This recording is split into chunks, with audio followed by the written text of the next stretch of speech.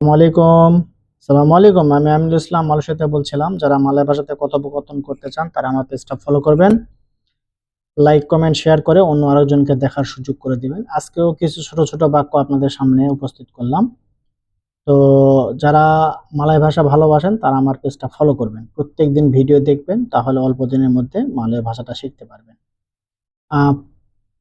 আজকে যেমন দেখেন, বাংলা টু মালয় প্রতিদিন আমরা বলি না যে প্রত্যেক দিন কাজ করো, প্রতিদিনকে মালয় ভাষায় বলা হয় হারি হারি।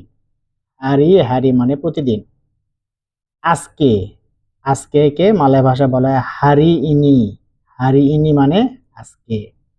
হয়নি, বস হয়তো কোনো জিনিসটা দিল, সেই জিনিসটা হয়নি, এটাকে বলা হয় বুলুম। বুলুম মানে হয়নি।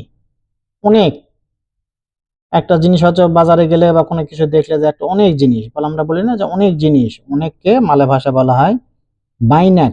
বাইনাক মানে অনেক।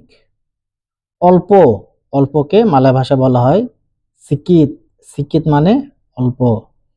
হয়েছে, শেষ, বস একটা কাজ দিল, হয়তো বস বলতেছে কাজ হয়েছে, তখন দুই বলতেছে হয়েছে, আবার বলতেছে শেষ বস, কাজ শেষ হয়ে গেছে। হয়েছে বা শেষ একই শব্দ, এটাকে মালয় ভাষা বলা হয় সুডা। সুডা মানে শেষ।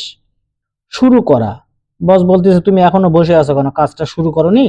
শুরু করাকে মালয় ভাষা বলা হয় মুলা। মুলা মানে শুরু করা, শুরু। আর শুরু করা, যে কোনো কাজ শুরু করাকে মালয় ভাষা বলা হয় মুলাকান। মুলাকান মানে শুরু করা।